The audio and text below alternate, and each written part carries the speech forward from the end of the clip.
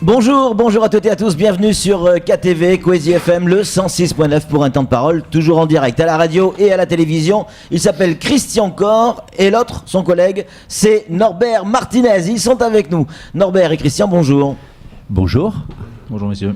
Merci d'être avec nous sur ce plateau. Alors vous êtes Christian Cor, vous êtes le secrétaire général de l'Union Maritime et Norbert, vous êtes là en qualité de porte-parole de l'Union Maritime, c'est ça? Non, président. Président aussi, ça peut le faire. On est bien parti dans cette matinale. Depuis ce matin, ça merde, je peux vous le dire. Vous êtes là pourquoi, Christian?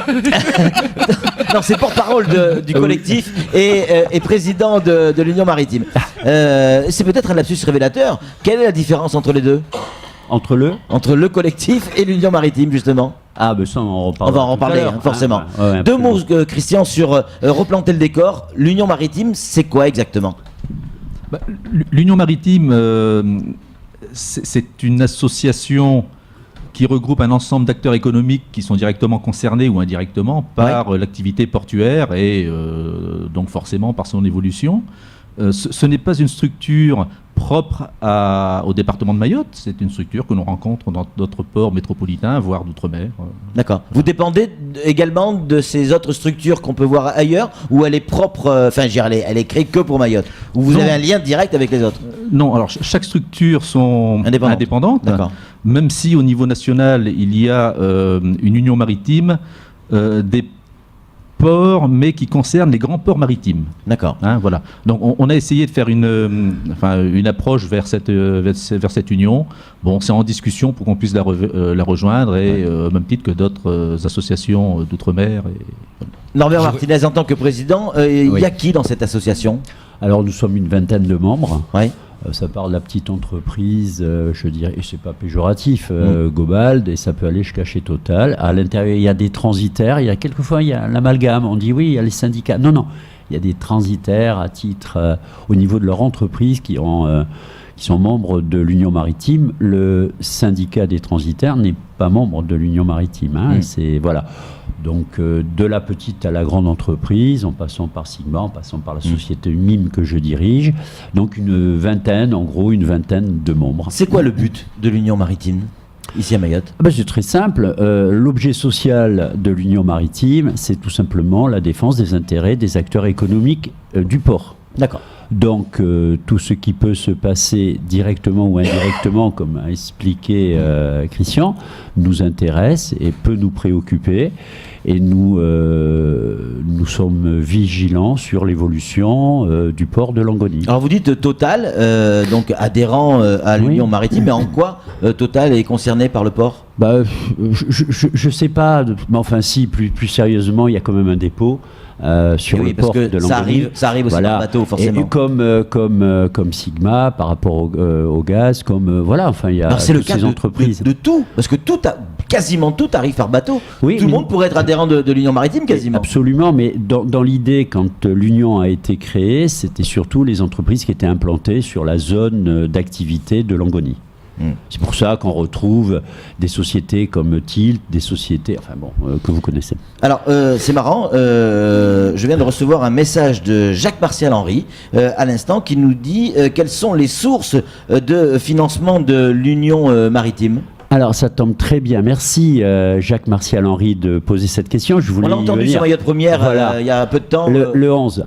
Et c'est bien, mais plutôt que d'utiliser un texto ou autre chose, ce serait bien qu'il puisse m'appeler en direct. Alors d'abord, nos bilans sont bien sûr publiés, ça c'est le premier point.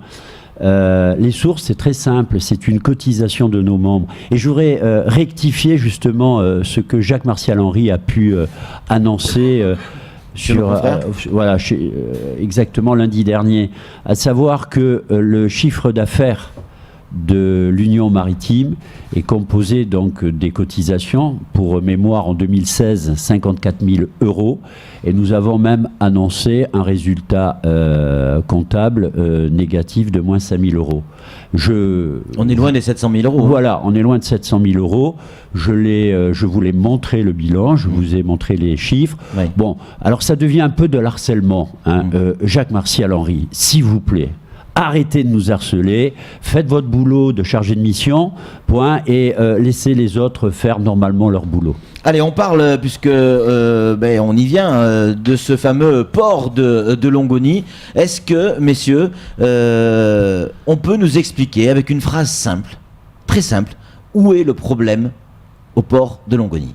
Il ne se passe pas un mois s'il n'y a pas un mouvement social, s'il n'y a pas un problème, un coup avec les transitaires, un coup avec la Smart, un coup avec MCG, un coup avec les anciens salariés de la CCI, un coup avec d'autres prestataires encore. Pourquoi ça ne tourne pas? À qui la faute? Alors, je vais être très clair et peut-être ça va... Simplement, ça va sans entrer dans la technique. Je pense que Mayotte Channel Gateway n'a pas tous les torts, et je préfère le dire, parce qu'il faut arrêter de tourner en rang. Il y a des responsabilités partagées sur ce port. On l'a vu, la Chambre régionale des comptes l'a bien spécifié, même si dans le rapport qui date déjà depuis le mois de février-mars, je crois, mais il y a des torts partagés. Et voilà, tout simplement, il ne faut pas chercher beaucoup plus loin. Quand on commence... Torts partagés entre qui et qui, Norbert? Entre le Conseil général de l'époque au lancement de la DSP. D'accord. Alors, je rappelle quand même... Sous l'ère Zaïdani, donc. Je rappelle quand même, sous l'ère Zaïdani, je rappelle qu'il y avait quand même une personne qui faisait partie de la commission de sélection de la DSP qui s'appelait monsieur Jacques Martial Henry. D'accord. Bon, je l'ai entendu aussi, et je ne vais pas revenir lourdement sur lui, mais bon, systématiquement oublier que effectivement, il avait un regard particulier sur la DSP. Donc, conclusion, la DSP façon de parler, a très très mal démarré. Et puis voilà, les commissions n'ont pas été mises en place. Et c'est là où je le rejoins complètement, et je rejoins beaucoup de choses à ce niveau-là. Et puis c'est parti, pardon pour l'expression, en eau de boudin, je veux dire, ça, c'est infernal. Voilà. On peut encore s'en sortir? Alors, nous, si vous voulez, qu'est-ce qu'on... parce que même si vous ne m'avez pas posé la question, qu'est-ce que nous souhaitons? Nous souhaitons simplement, et on va sûrement revenir sur des éléments de statut, de régie, de tout ce qu'on a entendu, nous on souhaite qu'un port fonctionne normalement, que le port, le dialogue social soit instauré normalement. Le choix statutaire, moi je n'ai jamais parlé, l'Union maritime ne s'est jamais prononcée sur des choix au niveau statut. C'est-à-dire, on entend grand port maritime, régie, etc., etc. C'est pas à nous à déterminer. Nous sommes dans l'esprit du collectif, solidaire avec la CCI, le MEDEF, les organisations patronales, les organisations syndicales, puisqu'il faut savoir que ce fameux collectif, le syndicat des transitaires, fait l'unanimité. Je veux dire, c'est tout le monde. Bon, nous sommes solidaires. Pourquoi? Je viens de dire, c'est deux axes principaux, à savoir le dialogue social, améliorer le dialogue social, et surtout retrouver une activité portuaire normale. D'accord, Norbert, mais c'est ce qu'on disait dans les années 70. Ouais. Non à la guerre, oui à l'amour, faites l'amour, pas la guerre. Et là, c'est ce que vous nous dites aujourd'hui. Nous, ce qu'on veut, c'est que ça tourne normalement. Tout le monde veut ça. Mais c'est quoi les solutions? C'est pas une solution de dire qu'on veut que ça tourne normalement. Mais si, il y a des solutions qui ont été proposées, je crois que le préfet a évoqué sur ce plateau, Samuel, je crois, la mise en place d'une régie pour aider, je crois, Idanel à gérer cette activité. Non, mais Patrick, régie, il faut pas quand même rêver, il faut pas, je veux dire, il faut avoir les pieds sur terre quand même. Au niveau de cette régie, la régie ne sera pas dans l'esprit que j'ai cru comprendre, ne sera pas confié à Idanel. On parle de la CCI, etc. Ça va se faire dans le temps, si ça doit se faire. Mais nous, c'est parce que nous n'exigeons rien. Nous sommes acteurs économiques. On souhaite qu'une seule chose, c'est que nos conteneurs puissent sortir rapidement. Voilà. Okay. Samuel Bocher, le rédacteur en chef de France Mayotte Matin. Une question à vous poser, messieurs. L'Union maritime, pour moi, est très importante parce qu'elle fait partie du Conseil portuaire. Le Conseil portuaire, quelle importance a-t-il et comment fonctionne-t-il? Et quelle place occupez-vous en son sein? Alors, d'abord, nous n'avons, en tant qu'Union maritime, alors déjà, voilà par exemple une grosse surprise, nous n'avons pas de place à l'Union maritime. Et pourtant, vous y allez, Oui, oui. mais par d'autres voies. Ouais. Hein, voilà. Mais officiellement, l'Union maritime n'est pas membre du D'accord. Conseil portuaire. Voilà. À un certain moment, c'était la présidente de l'Union maritime, Laure La Liberté, mais en tant que CMA. Ensuite, enfin voilà, etc. Nicolas Musso, ancien président de l'Union Vous maritime. arrangez toujours pour y être, quoi. Oui, bien Ouais, sûr, c'est ça. bien sûr, bien sûr. Mais bon, Et pas voilà. en quantité propre. Oui. C'est-à-dire Pas au En nom tant de qu'Union l'Union maritime. oui, non, pas en nom de l'Union maritime. Justement, il faut, alors dans l'ordre, puisque on parle de solutions, il faut déjà avoir une vraie réflexion sur le Conseil portuaire, puis avoir un Conseil portuaire qui fonctionne. Dernière date du Conseil portuaire, Christian ? 12 janvier. Depuis le 12 janvier, il n'y a pas eu de réunion. Et vous avez vu un peu tout ce qui s'est passé depuis, quand même. Un port qui ne fonctionne pas normalement, ça a quoi comme conséquence directe et chiffrée, si possible, sur les adhérents de l'Union maritime, c'est-à-dire les professionnels du port? Ben voilà, je laisse la parole à Christian. Si on part sur le principe de cette année, par exemple, Oui. où en jour de blocage du port, depuis le début de l'année, on en est à 28, je crois, à peu près aujourd'hui. Quasiment un mois. Oui, les incidences sur les entreprises sont évidentes. On a par exemple des sociétés qui aujourd'hui envisagent d'avoir recours au chômage technique ou partiel. Donc pas la peine de sortir de chiffres, mais à partir du moment où vous mettez des gens sur la touche parce que... Je vais prendre un exemple très simple. Il suffit d'aller dans les magasins de la grande distribution, hein, et vous allez voir, il y a une grève, vous allez voir les ruptures. Donc qui dit rupture dit effectivement manque à gagner. Mais je parle de la grande distribution comme je pourrais parler de tout, tous les matériels, etc. Bien sûr. On a même vu une problématique qui aurait pu être grave, ça a été avec les médicaments. Bon, ça s'est pas passé heureusement, etc., etc. Non, mais c'est un vrai problème. On n'est pas là, alors moi je le répète aussi, ça fait rien, on n'est quand même pas là non plus Union maritime pour aller tout casser, pour aller... on est là pour essayer d'avoir un port qui marche, on va dire mieux, beaucoup mieux, pour avoir une beaucoup plus grande fluidité, je dirais, au niveau des conteneurs. Mais je voudrais quand même pouvoir avoir au moins une minute, parce que l'Union maritime, ce n'est pas que ça. On nous amène toujours sur la problématique du port, et je voudrais quand même finir par une autre... Mais bien sûr, c'est la problématique actuelle. Ouais. Mais l'Union maritime vit aussi avec autre chose, avec d'autres projets qui sont structurants également. Lesquels, pour le par port exemple ? Eh ben voilà, le Siemens Club. On a créé une association. Alors là aussi, je laisse parce que c'est Christian qui a été à la base de ce Siemens Club. Oui, alors, vous en parliez tout à l'heure, il y a plus de 90%, on peut pas dire 95% des marchandises qui arrivent sur notre département qui passent par le port d'Onogoni et Bien donc sûr. forcément qui sont transportés par des navires de commerce sur lesquels forcément il y a des équipages.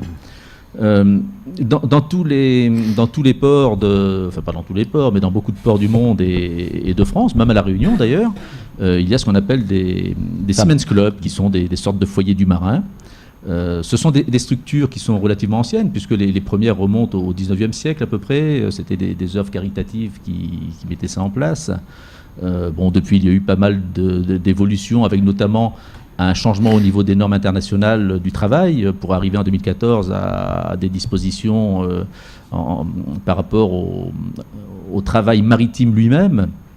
Et en fin d'année dernière, un des membres de l'Union maritime a posé la question à Norbert, est-ce que l'Union maritime ne pourrait pas se lancer dans un projet non lucratif, style Siemens Club ?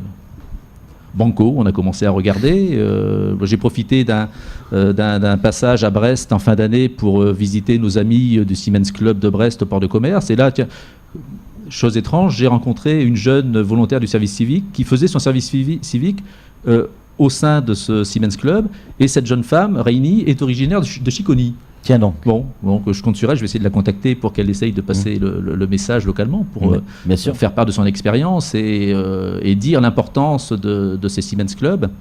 Le but, c'est quoi ? Le but, ce n'est pas de créer une structure surdimensionnée comme à La Réunion, eu égard à notre port, mais c'est de permettre à nos marins lorsqu'ils arrivent à Longoni, d'avoir une visite à bord, de savoir comment ça se passe, peut-être de mettre en place avec un artisan taxi des rotations pour les conduire à Mamoudzou, pour les on est dans le service et le savoir recevoir aussi. Voilà.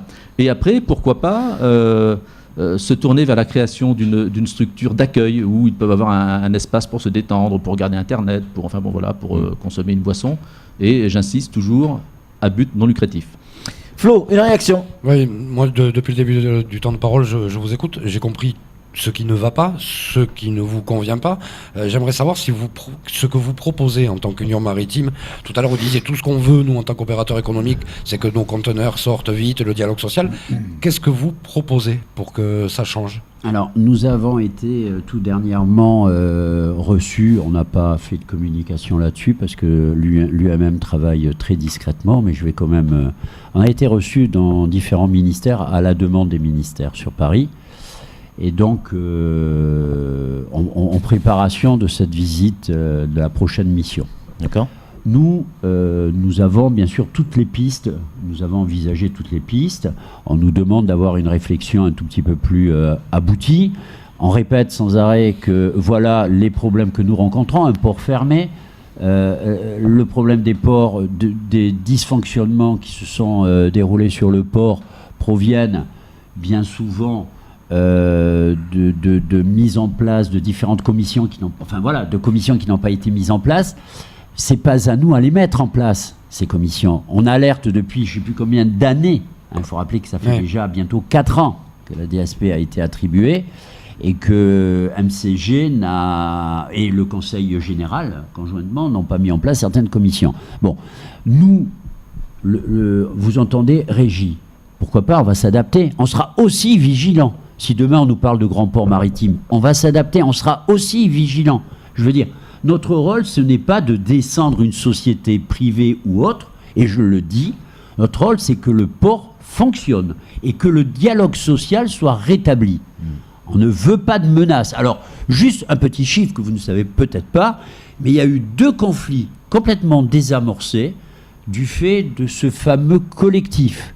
Bon, je suis aussi porte-parole de ce collectif, avec d'ailleurs Salim Naouda. Vous voyez, on peut rassembler des gens comme qui quoi, sont très loin.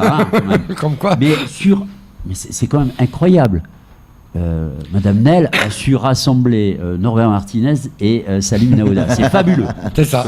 Allez, c'est Samuel qui va conclure cet entretien. Oui, vous avez été porteur en tant que président de la Chambre de commerce et de l'industrie, le dossier de la DSP, la CCI était candidate. Le fond du problème n'est-il pas d'avoir transformé la délégation de services publics en convention d'exploitation avec une convention de manutention, en fait transformer l'esprit même de la convention originelle? Oui, je ne sais pas si on aura le temps, c'est vraiment un grand débat. Je dirais qu'on oublie toujours la première DSP. La première DSP, j'étais à côté d'Idanel et nous avons répondu ensemble cette DSP. Quelque part, cette DSP, elle était soutenue par la présidente, la CCI, et moi j'étais son premier vice-président. C'est pour moi ce qu'on aurait dû faire au port.